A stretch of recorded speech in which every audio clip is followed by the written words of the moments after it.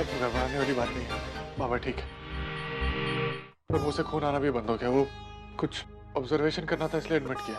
लेकिन ये हुआ कैसे? घर में कोई नहीं था क्या? नहीं, घर में कोई नहीं था। श्रावणी गिरीश सर के साथ शॉपिंग करने गई थी और काका भी राशन ऑफिस गए थे। मैंने बाहर से आया तो देखा कि डॉक्टर ने क्या बोला? बोलना। क्या बोलेंगे, सबको पता है कि शराब पीने से ऐसा हो।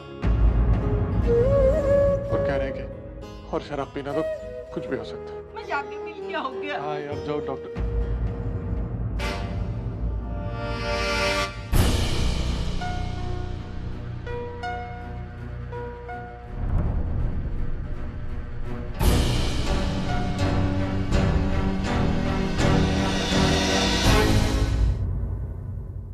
मानव पापा कैसे? ठीक है।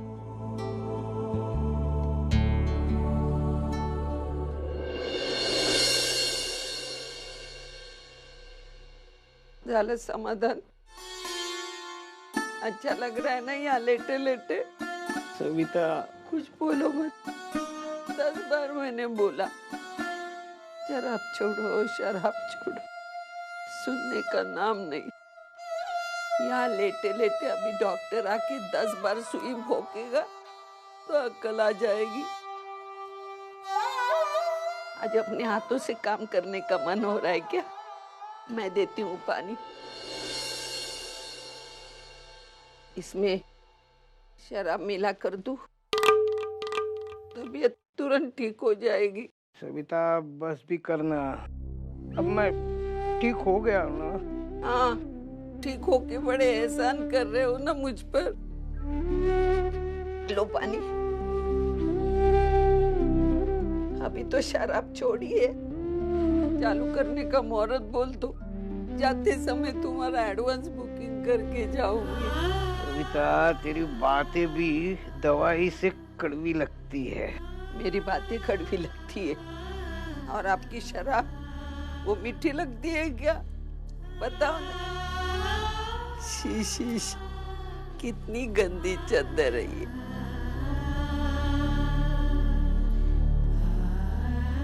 भाई बाबा का रिश्ता ऐसे ही हमेशा एक दूसरे से झगड़ते रहेंगे। सबको ऐसा लगता है कि ये दोनों इतने साल तक एक दूसरे के साथ कैसे रह पाए, लेकिन मैं जानता हूँ अर्चना, ये दोनों कितना प्यार करते हैं एक दूसरे से। हाँ मानव, इन दोनों का रिश्ता कुछ और ही है, सबसे अलग, हमारी तरह।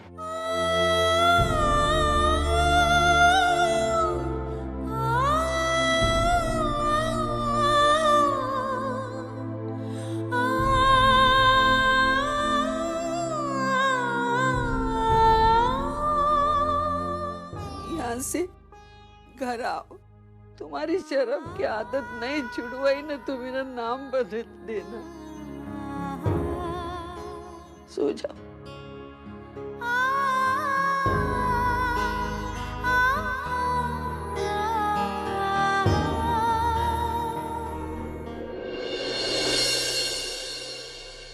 अब ठीक है वो। तूने मानव का फोन लिया, उनके बीमारी के बारे में बताया, यहाँ तक दौड़ के आई, इसके लिए धन्यवाद। तू जा, तेरे घर जा। लेकिन आई मैं तेरी आई नहीं हूँ।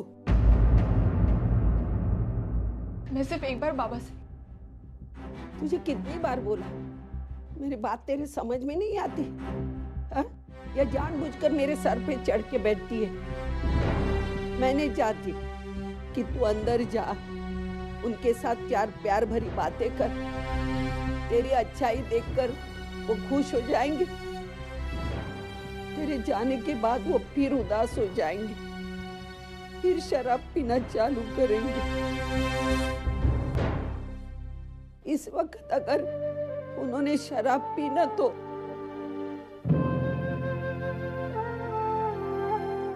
पहले ही मैंने मेरे सच्चू को खोया है। अब ये हॉस्पिटल में है। अगर मेरे पति को कुछ हुआ ना,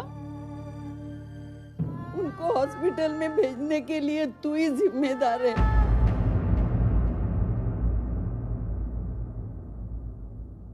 भाई, ये तू क्या कह रही है? तू चुप बैठ, तू भी तो जिम्मेदार है।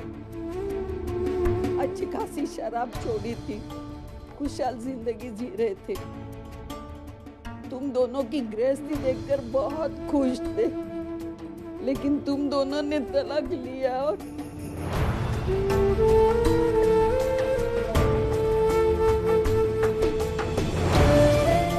तेरा प्यार, तेरी हमदर्दी उनके लिए दवा नहीं है, जहर है, जहर। हाय हाय प्लीज, मुझे बाबा से 1 मिनट के लिए मिलने दीजिए, फिर मैं चली जाऊँ। मैं सिर्फ अपनी तसल्ली के लिए बाबा को देखना चाहती हूँ। हाय प्लीज, 1 मिनट के लिए मैं चली जाऊंगी।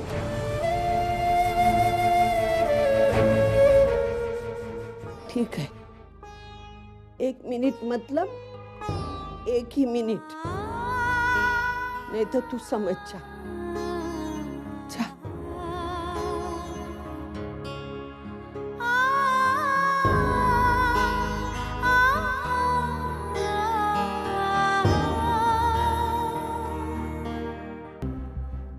बाबा, आप लेटिए। बाबा, आपने मुझसे वादा किया था ना, आप शराब नहीं पिएंगे, फिर आपने क्यों बाबा? बताइए।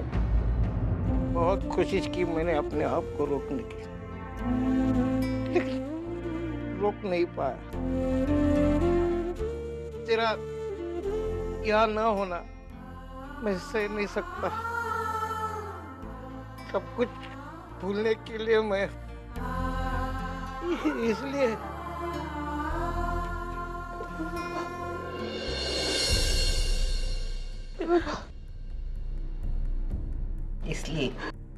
इसलिए मैं तुझे अंदर आने से मना कर रही थी। तूने जैसे ही बात की, उनकी कैसेट फिर से चालू हो गई, पीने का बहाना मिल गया। चल, तेरा समय समाप्त हो गया, तू निकल बाहर।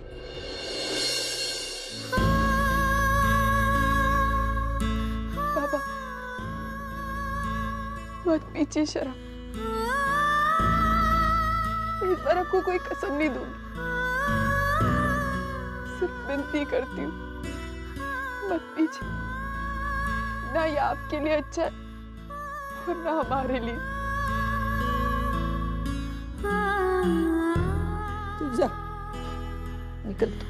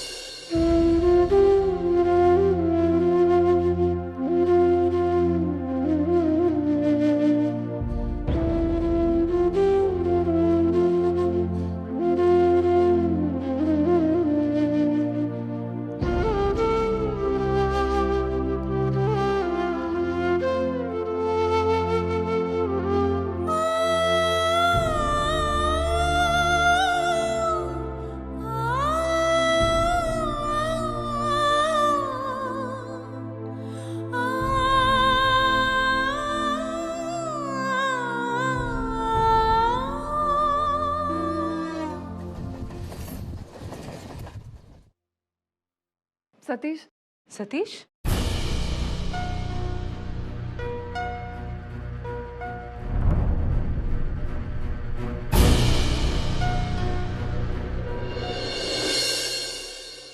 खुश रहो बेटे।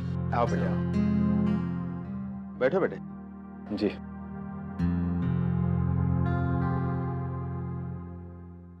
बस बाबा, आज जल्दी फ्री हो गया तो मैंने कहा साथ में इनको लेकर चलता हूँ, इसी बहाने आप सबसे भी मुलाकात हो जाएगी। अच्छा किया बेटा।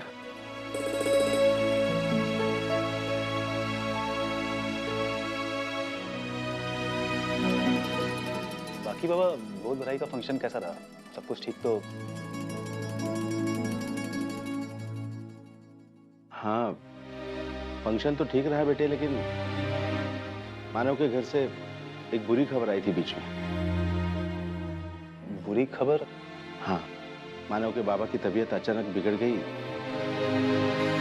फिलहाल वो अस्पताल में है।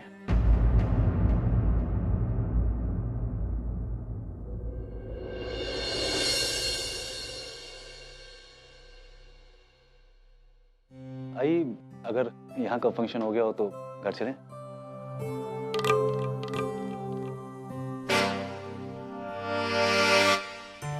नहीं सतीश, तुम और वर्षा चलो, मुझे देवकी काकी से मिलना है, उनसे मिलते हुए आऊंगी। अरे आई, हमारे पास गाड़ी है, अगर आपको जाना है देवकी काकी घर तो ठीक है, आपको छोड़ते हुए मैं वहां से आगे निकल जाऊंगा। आप चलिए, साथ में चलिए हमारे।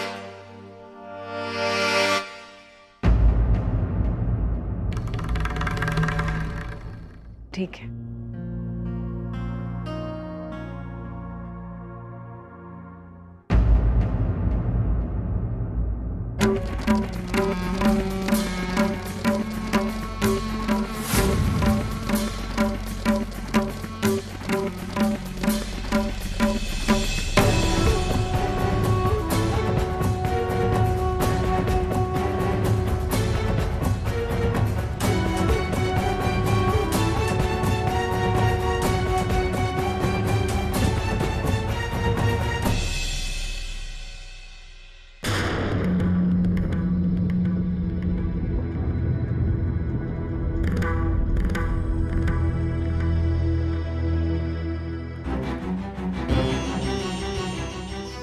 डॉक्टर साहब, आपने मुझे बुलाया? क्या हो डॉक्टर साहब, बाबा की तबीयत तो ठीक है?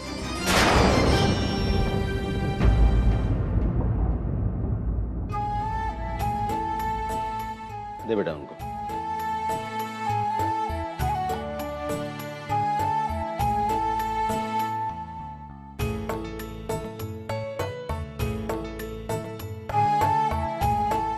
सुलोचना, आज जो कुछ भी हुआ उसके बाद ये सब कहना ठीक तो नहीं लग रहा है, पर प्रमिला तुझसे कुछ बात करना चाहती है। हाँ कहिए ना। ताई, मैं सुबह से यहाँ हूँ और आपकी बेटी वैशाली को देख रही हूँ। बहुत ही गुणी और संस्कारी बेटी है आपकी। अगर आपको कोई ऐतराज न हो तो मैं इसे अपनी बहू बनाना चाहती हूँ। देखिए, आप मेरी बड़ी बेटी अर्चना के बारे में। मैं उसके बारे में सब जानती हूँ और मुझे कोई ऐतराज नहीं है। ताई, हर एक की एक जिंदगी होती है, अपनी अपनी प्रॉब्लम्स होती हैं, और ये जरूरी तो नहीं है ना कि आपकी एक बेटी के साथ जो हुआ वही दूसरी बेटी के साथ भी हो। हमारा तो ये मानना है कि ठीक है, अगर आप ऐसा सोचती है तो हम भी इस बारे में जरूर सोचेंगे। ठीक है, तो हमारी तरफ से बात आगे चलाते हैं। बाकी मेरा बेटा और आपकी बेटी जो तय करेंगे उस हिसाब से आगे बढ़ेंगे। तो हम चले?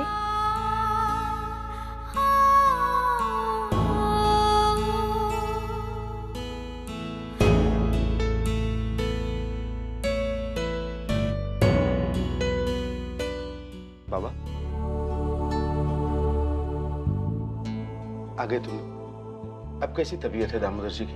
अब तो ठीक है बाबा, जल्दी ही उनको हॉस्पिटल से छुट्टी मिल जाएगी। चलो अच्छा।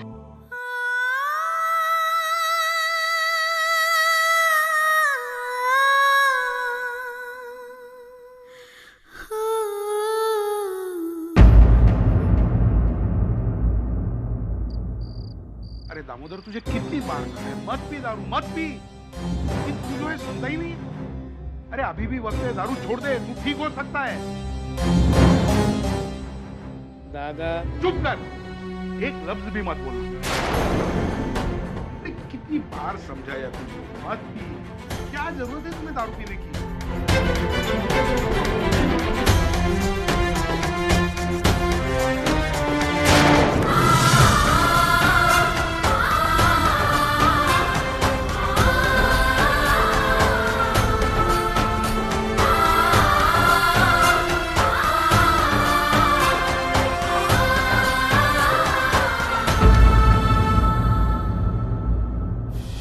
तुम्हारी आई को कोई कुछ कह देता है तो तुम्हें बहुत बुरा लगता है ना?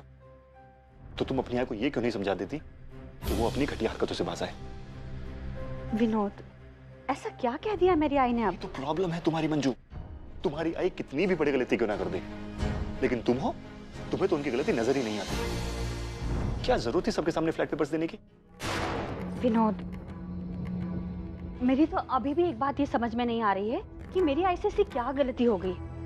देखो, तुम और तुम्हारे घर वाले जानते ना कि ये फ्लैट हमारा है, हमने इसके पैसे भरे हैं और कुछ ही समय में हम इस फ्लैट में शिफ्ट भी होने वाले हैं। तो मेरी आई ने अगर मुझे ये पेपर्स दे दिए तो उसने ऐसी क्या गलती कर दी जो तुम सब लोगों को इतनी मिर्ची लग रही है? क्योंकि हर बात कहने का अपना एक सही समय होता है मंजू। देखो विनोद, समय में कुछ नहीं होता है, बस तुम्हें और तुम्हारे घर वालों को मेरी आई की गलतियां निकालने का बहाना चाहिए। अगर यही पेपर्स वो मुझे अकेले में दे देती तो तुम्हें कोई प्रॉब्लम नहीं होती, है ना? लेकिन मेरी आई है, उसे छुप छुपा कर कोई भी काम करने की आदत नहीं है। जो भी करती है ना, खुलकर करती है, सबके सामने करती है। तुम्हारी आई के प्यार ने तुम्हें अंधा बना दिया मंजू। तुम ये बात अच्छी तरह से जानती हो कि तुम्हारी आई कितनी गलत है, लेकिन तुम फिर भी उनका सपोर्ट किए जा रही हो।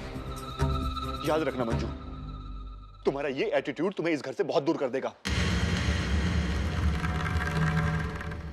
और तब मैं चाहते हुए भी तुम्हारी कुछ मदद नहीं कर पाऊंगा। तुम तो यही चाहते हो विनोद कि तुम्हारे घर वालों के सामने मैं तुम्हारा घर, तुम्हारे घर वाले, इन सब बातों से कब बाहर निकलोगी मंजू? कब इस घर को और इस घर के लोगों को अपना समझोगी? अरे अर्चू को देखो, परचू को देखो, शादी के बाद उनका ससुराली उनके लिए सब कुछ होगा। तुम बस विनोद, बस अपनी उन दोनों बहनों की तारीफ मेरे सामने न करो ना, तो ही अच्छा होगा तुम्हारे लिए। अरे जिन दोनों बहनों के गुणगान तुम कर रहे हो ना, उनमें से तो एक आज अपने मायके में बैठी है मंजू, और दूसरी देख लिया आज अपनी सास के साथ कितनी बढ़िया केमिस्ट्री उसकी। मैं भी देखती हूँ अपने ससुराल में वो कितने दिन अच्छे से बिताती है।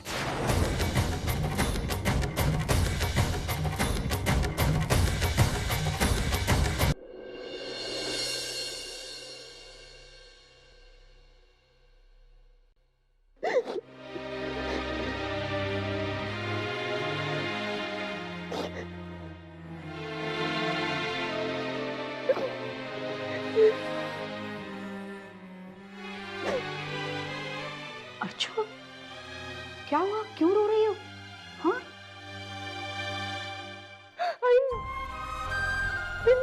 मैं ऐसी क्यों हुई? क्या कह रही है? क्या मतलब? मैं समझी नहीं। मैं क्यों सिर्फ अपने बारे में कभी नहीं सोच सकती? क्यों अपनी खुशियों के बारे में नहीं सोच सकती? आई, मुझे पापा ने ऐसा क्यों बनाया है कि मैं दूसरों में अपनी खुशियां ढूंढती हूँ और अपनी खुशियां हाय, मैं आम लड़की बनना चाहती हूँ। मैं अपनी जिंदगी जीना चाहती हूँ अपने पति के साथ, अपने प्यार के साथ। नहीं बना मुझे कुछ मान वान, नहीं लुटानी मुझे अपनी खुशियां किसी और के लिए। मैं जानती हूँ मैं आज स्वार्थी बन रही हूँ। मैं इंसान हूँ, मुझे भी बहुत तकलीफ होती है, मुझे भी दर्द होता है। अब सब कुछ मेरी बर्दाश्त के बाहर जा चुका, मैं नहीं बर्दाश्त कर सकती है। अर्चू, शांत हो जा। देख, तू बिल्कुल सही सोच रही है, बल्कि कुछ दिनों से मैं भी इसी तरह सोच रही। सच कह रही हूँ बेटा। आज तक मैं ये कहने में बहुत गर्व महसूस करती थी कि मेरी बेटी से अच्छी कोई हो ही नहीं सकती, लेकिन